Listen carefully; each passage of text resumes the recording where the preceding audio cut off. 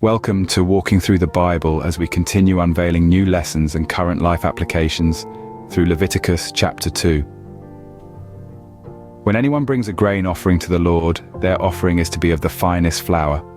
They are to pour olive oil on it, put incense on it, and take it to Aaron's sons, the priests. The priest shall take a handful of the flour and oil, together with all the incense, and burn this as a memorial portion on the altar, a food offering, an aroma pleasing to the Lord. The rest of the grain offering belongs to Aaron and his sons. It is a most holy part of the food offerings presented to the Lord. 1. Holiness and Purity. The requirement to avoid yeast and honey in the grain offering symbolizes the call for holiness and purity in our offerings to God. We are called to live holy and righteous lives, abstaining from sin and impurity. 2. Sharing and generosity. In the Old Testament, the priests received a portion of the grain offering. Similarly, in modern times, we can apply the principle of sharing and generosity by supporting the work of ministry, helping those in need, and contributing to charitable causes. 3. Salt of the covenant. Adding salt to the offerings was a symbol of the covenant with God. Today, we can apply this by remembering and affirming our covenant relationship with God through Jesus Christ. We can also strive to be the salt of the earth, bringing godly influence and preserving moral values in society. 4. Aroma, pleasing to the Lord. The aroma of the burning offerings pleased the Lord. As believers today, we can live in a way that brings joy to God's heart, walking in love, forgiveness, and obedience to His word. In summary, the grain offerings in Leviticus 2:1-14 remind us to offer our best to God, express gratitude and thanksgiving, pursue holiness, share with others, remember our covenant with God, and live in a way that pleases Him.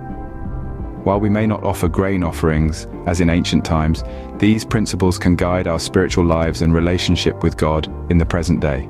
If you bring a grain offering baked in an oven, it is to consist of the finest flour, either thick loaves made without yeast and with olive oil mixed in, or thin loaves made without yeast and brushed with olive oil. If your grain offering is prepared on a griddle, it is to be made of the finest flour mixed with oil and without yeast. Crumble it and pour oil on it. It is a grain offering. If your grain offering is cooked in a pan, it is to be made of the finest flour and some olive oil.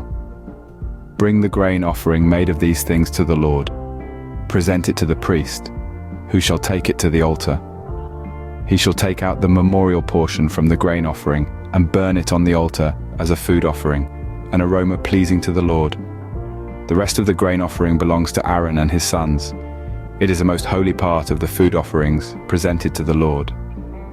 Every grain offering you bring to the Lord must be made without yeast, for you are not to burn any yeast or honey in a food offering presented to the Lord.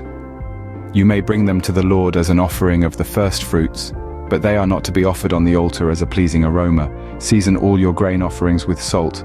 Do not leave the salt of the covenant of your God out of your grain offerings. Add salt to all your offerings.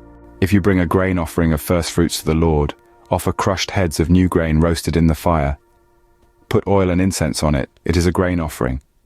The priest shall burn the memorial portion of the crushed grain and the oil, together with all the incense, as a food offering presented to the Lord. Scene script, offering our best. We're instructed to use the finest flour and oil for the grain offering. We are encouraged to offer our best to God in every aspect of our lives. This includes our talents, resources, time, and relationships. Giving our best reflects our reverence and devotion to God. Gratitude and thanksgiving. The grain offering was a way to express thanksgiving and gratitude to God. Today we can offer prayers of thanksgiving, praise, and worship to God as a response to His goodness and blessings in our lives.